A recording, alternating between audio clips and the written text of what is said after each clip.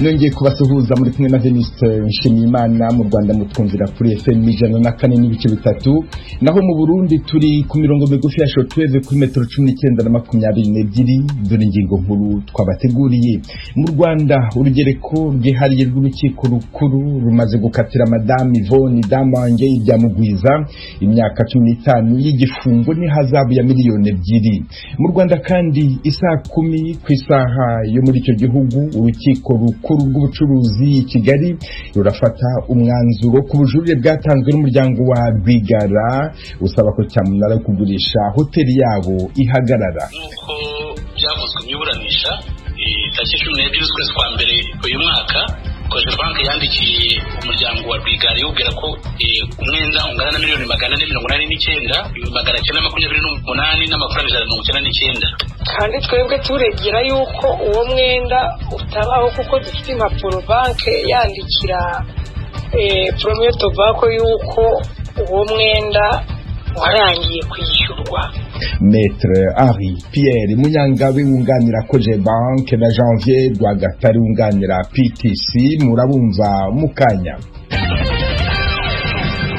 Duhere ku makuru avugwa hirya no hino ku isi mwategure kandi mugezweho na mugenzi wacu Fidèle Niyongabo. Amakuru yo hirya no hino tubafitiye muri aka kanya. Ubufaransa busaba umuyobozi mukuru wa OMS Tedros Adhanom Ghebreyesus gushira mu ngiro umuhango wiwe wo kurwanya mabi afatiye ku gitsina akorerwa abapfasoni n'abigeme. Ni nyuma y'uko umugwi wigenga w'abagiritozo usanze abakozi b'iryo shirahamwe bagirizwa ayo mabi mu gihe bariko bagwanya ikiza ca Ebola muri Republika ya Demokarasi ya Kongo. Raporo y'uwo mugwi washizweho n'ishirahamwe OMS yatangaje ku munsi wa kabiri ko basanze abantu barenga 80 bagirizwa ko bakoreye amabi afatiye ku gitsina abapfasoni n'abigeme, mu gihe wemeje ko abantu 21 muri bo bakorera OMS igihe ikiza ca Ebola caduka muri Kongo. Marike Kulibali ari mu mugwi wasohoye iyo raporo avuga ko itohoza abakoze ryasanze habaye ubwoko bw'ivyagirizo 9 byo gufata abapfasoni n'abigeme ku nguvu. Naho Leta Zunze Ubumwe za Amerika na Qatar vyafatiye ibihano abantu 7 kubera bafashe umugwi Hezbollah mu kigobe c'abarabu. Ubushikiranganji bujejwe ikigega bwa Amerika bwatangaje ku munsi wa gatatu ko abanyakatar ari Reda Al-Banai, Ali Reda Al-Kasabi Larin na Abd Al-Muwayid Al-Banayare bari muri abo bandindwi bashizwe ku rutonde rw'abagira iterabwoba kubera bashigikiye umugwi Hezbollah mu kuwuha amafaranga canke ubundi buryo. Andrea Gaki, umutegetsi wo mu bushikiranganji bujejwe ikigega bwa Amerika, yagirije umugwi Hezbollah ko ugerageza gukoresha inzego mpuzamakungu z'amafaranga mu kwifashisha abanyemari bashigikiye ibikorwa vyawo vy'iterabwoba. Abategetsi ba Leta Zunze Ubumwe za Amerika n'ab'igihugu ca Misiri baganiye ibibazo vyerekeye Israel n'abanyapalestina, Tunisia, Sudani hamwe n'ibindi bibazo. Perezida w'igihugu ca Misiri Abdel Fattah al-Sisi n'abandi bategetsi bashimikiye ku vy'uko Perezida wa Amerika Joe Biden ashigikiye inyishu y'amareta abiri abana mu mahoro hagati ya Israel n'abanyapalestina. Iyo nkuru yatangajwe ku munsi wa gatatu n'umutegetsi akomeye wa Leta ya Amerika. Mu biganiro abaserukiye Amerika na Misiri basavye kandi ko ibwirizwa shingiro risubira kubahirizwa muri Tunisia. Baraganiye kandi vyerekeye ugushigikira leta mfata kibanza muri Sudani. Umuhanuzi wa President Biden ku bibazo vyerekeye umutekano w'igihugu Jake Sullivan yasubiye kumenyesha ko Amerika ishigikiye inyishu iciye mu biganiro ku bijanye n'urugomero rw'amazi rukomeye w'igihugu ca Ethiopia. Yatangaje kandi ko Amerika yumva impungenge z'igihugu ca Misiri ku vyerekeye amazi y'uruzi Nile itegerezwa gukoresha. Mu Rwanda urugereko rwihariye rw'urukiko rukuru rumaze gukatira Madame Yvonne Damange ibyamugwiza imyaka 15 n'igifungo n'ihazabu ya miliyoni 2. Araregwa ibyaha byo guteza imvururu cyangwa imidugararo muri rubanda n'ibyaha akekwa ko yabikoreye ku muyoboro we wa YouTube. Urubanza rurabera i Nyanza mu ntara y'Amajyepfo y'u Rwanda. Umunyamakuru w'Ijwi ry'Amerika Eric Bagirubusa ariyo. Eric Bagirubusa wiriweho? Wiriho neza Veniste Nshimiyimana. None umucamanza yahereye ku zihe ngingo ahamya icyaha Madame Yvonne Damange ibyamugwiza? umucamanza mu rugero rwihariye rw'urukiko rukuru ruburanisha ibyaha byo ku rwego mpuzamahanga ndetse n'iby'iterabwoba nakubwira ko Venuste Nshimiyimana ubu nibwo arangije gusoma icyemezo cy'urukiko ndetse mu rubanza rwa Madame Yvonne Damange iryamugwiza yaregwagamo ibyaha bitandatu byo guteza imvururu cyangwa imidugaro mu Rwanda yashingiye rero ku ngingo nyinshi z'amategeko kuri buri cyaha ibyaha bitandatu byose nta na kimwe yigeze amugira inkwere yavuze ko byose bimuhama ariko nkakubwira ko ni ibyaha nk'uko wabibwiye abakurikira radio y'Ijwi ry'Amerika bikomoka ku magambo Madamu Damange iryamugwiza yatangaje ku muyoboro wa YouTube amwe muri ayo yagiye agaruka cyane aho yagiye avuga ko leta y'u Rwanda iyobowe n'agatsiko k'amabandi yibasira abarokotse jenoside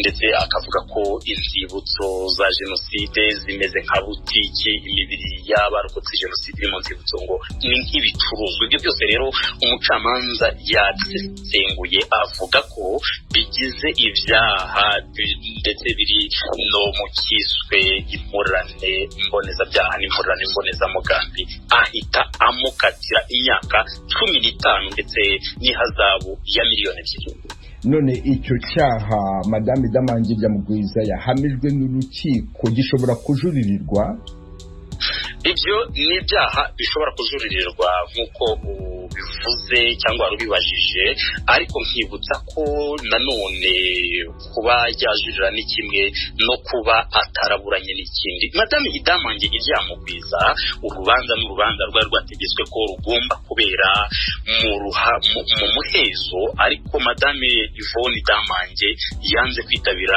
iburanisha ndetse no banyamategeko be ntabwo bari bahari no kuvuga ngo urubanza rwabaye nubwo rwari mu muhezo ariko ntabwo yigeze yitabira iburanisha kuko yavugaga ngo inteko imuburanisha irabogamye yashaka kuburanira ku karubanda nkakubwira ko amagambo yatangiye kuyavuga ku muyoboro wa YouTube yari yarise n'izina rye bitwaga Damange kuva mu kwezi kwa mbere uyu mwaka ndetse no kwa kabiri ari nabwo yatabwaga muri yombi kugeza uyu munsi rero ubu tuvugana ndi ku rukiko ntabwo ndamenya abamwunganira yaba Maître Felicien Gashema ndetse na Maître Brice Bikotwa niba baza kujurira ibyemezo by'urukiko bikubiyemo ibi bihano by'imyaka 15 ndetse n'ihazabu ya miliyoni 2 ubushinjacyaha bwari bwamusabiye gufungwa imyaka 30 ndetse n'ihazabu ya miliyoni 6.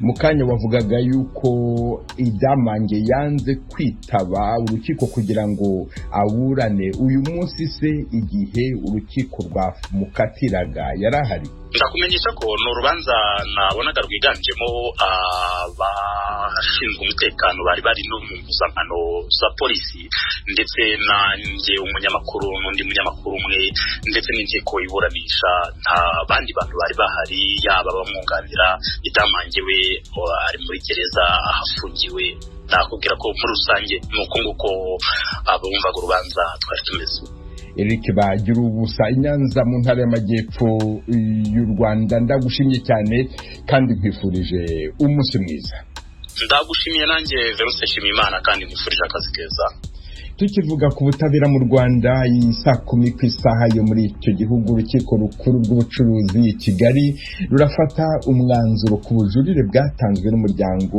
wa Rwigara usaba ko cyamunara kugurisha hoteli yabihagarara ibanki Cogebanque iratangaza ko uruganda rw'itabi PTC Premier Tobacco Company rwanya kwigendera Asnapol Rwigara rwifitiye umwenda wa miliyoni hafi 500 mu mafaranga y'u Rwanda navuganye n'ubunganira iyi banki mu mategeko Maître Pierre Munyangabe ntangira mubaza ingano y'umwenda Cogebanque ivuga ko ifitiwe n'umuryango wa Rwigara nuko byavuzwe mu iburanisha tariki 12 z'ukwezi kwa mbere uyu mwaka Cogebanque yandikiye umuryango wa Rwigara yubwira ko umwenda ungana na miliyoni 489,928 n'amafaranga 199 niko ingano y'umwenda yanganaga mu kwezi kwa mbere ko rero mubizi n'ubundi zikabarwa ariko uyu munsi ntabwo nababwira umwenda nyir'izina gutyo kuko kugenda wiyongera nko ku masezerano baba baragiranye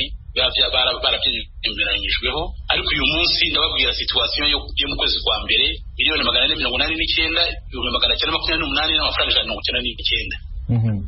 Iyo niyo situation mu kwezi kwa mbere mwenda wa PTC wangana kahita.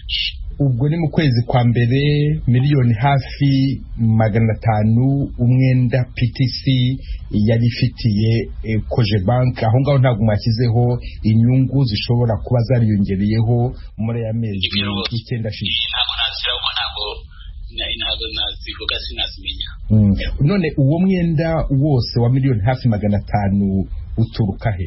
Icyo kibazo ntabwo turakiburana n'urubanza sinarutegura rujyanye n'umwenda ndacyari ku kibazo gusa kijyanye ni no guhagarikisha cyamunara basabye urukiko. Ibindi ubwo tuzategereza hari igihe cyaje nikigera tuzabibasubiza.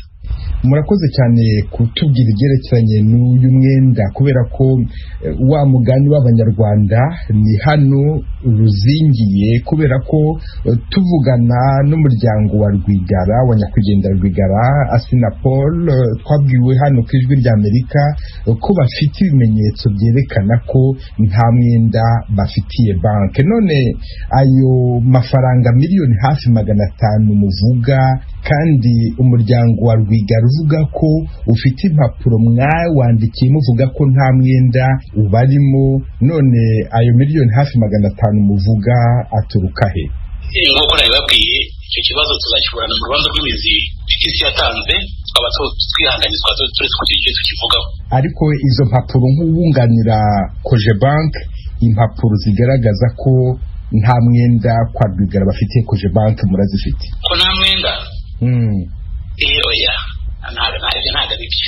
Ibyo byaravuzwe kandi ngira ngo ejo icyo kibazo ko cyavuzwe mu iburanisha twakoze nacyo kizagira ngo hari cyo bazakivugaho twakwihangana gato tugategereza ikintu cy'umucamanza. Mwaba se mufite urupapuro rugaragaza ko PTC hari umwenda ifitiye Cogebank? Ibyo rwose izo mpapuro zose zirahari ndetse nabo barazifite bazishyikirijwe na banki basanzwe banazifite.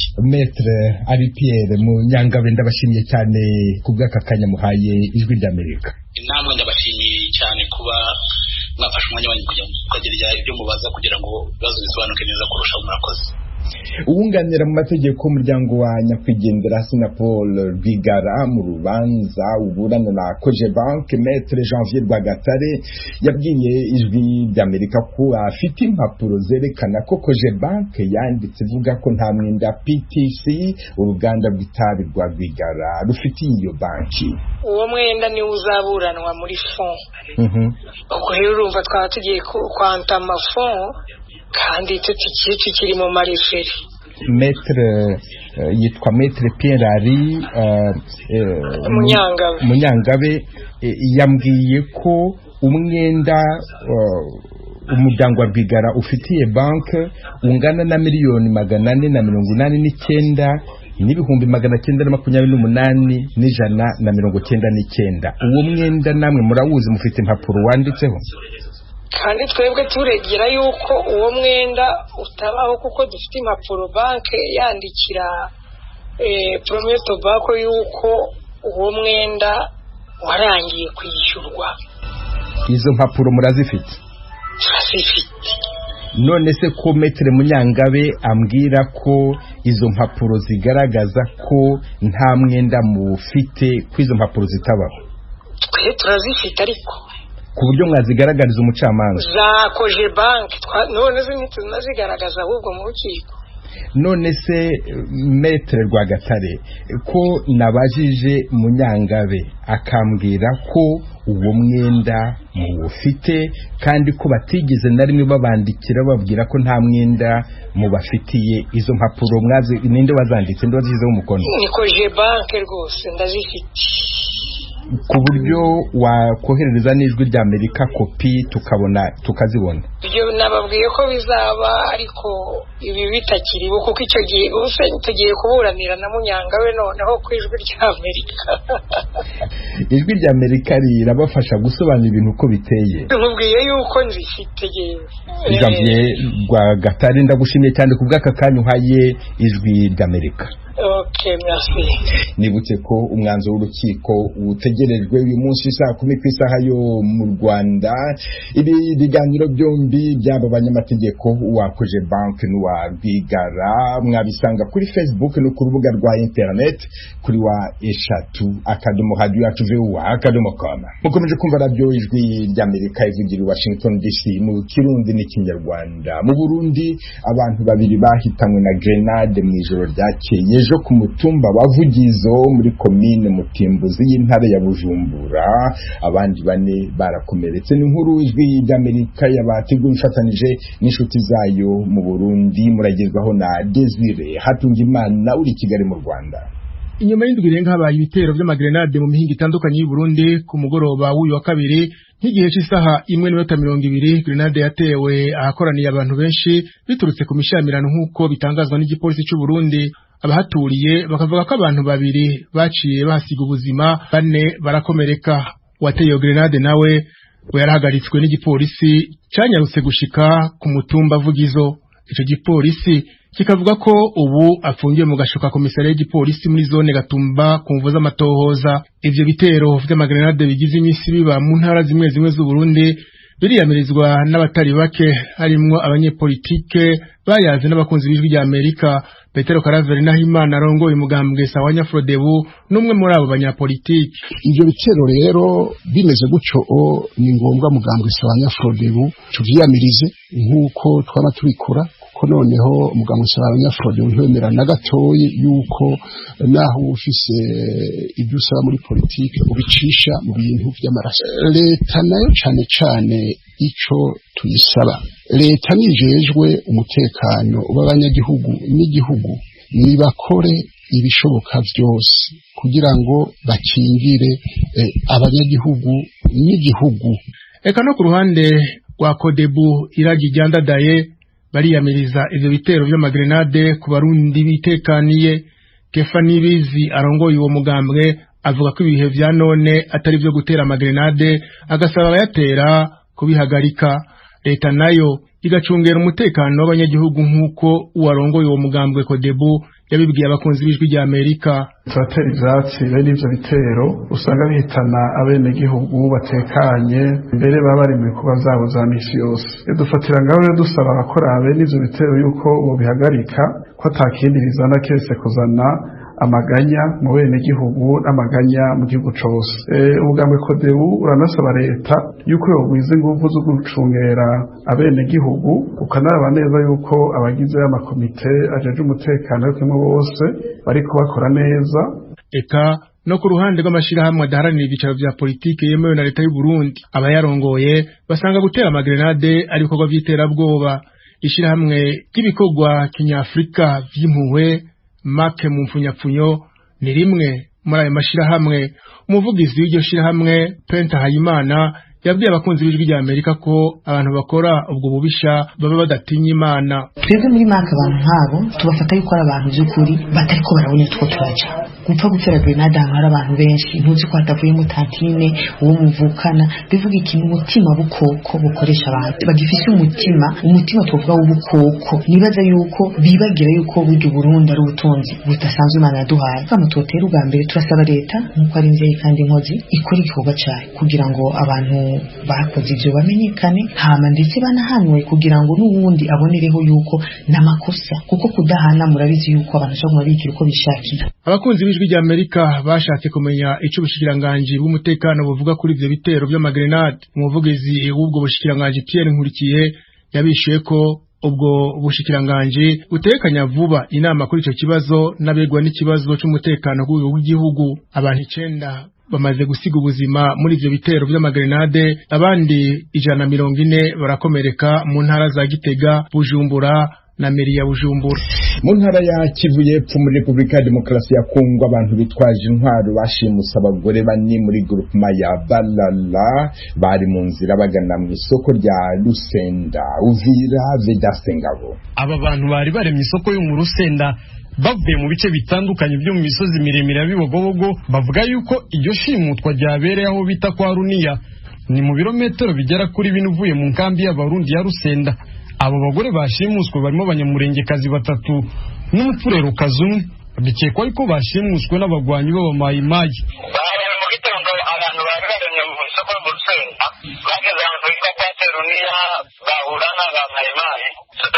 kumenya umubare wabo uko bangana bafata abamama bane ni abamama bo ku mugoroba w'epfo barabajana ubu bafite mu gihugu kabisa kandi ko turavugana n'abo bagore bamwe mu gihugu. Abo bagore bari kubabwira ko bamerewe gute? Ntabwo borohewe kabisa kuko barategeka uko bavuga ubundi kandi ko baragirwa nabi urumva abantu bateze mu gihuru. Ku gicamunsi cyo kuri uyu wa gatatu ijwi rya Amerika ryavuganye na bamwe mu miryango y'abo bagore bashimuswe batubwira yuko aba bashimuse batangiye kubasaba gutanga ikiguzi cy'amafaranga kugira ngo babarekure. Tuganira bakatubwira ngo dutange amafaranga kugira ngo babarekure kandi twayatanze babarekura. Bari gusaba angahe? Ibihumbi 10 z'idolari. Mwebwe muri kubaha angahe? Twabahaye $50. Gushimutwa kw'abo bagore biteye impungenge zimwe mu mpunzi z'abarundi zo mu Rusenda kuko bashimutiwe hafi y'inkambi yazo. Igihe biraziye baba bavuye basanzwe babayeruwe mu mihana mu misozi ari kure cyane kandi mugabe bikaza kuba ahantu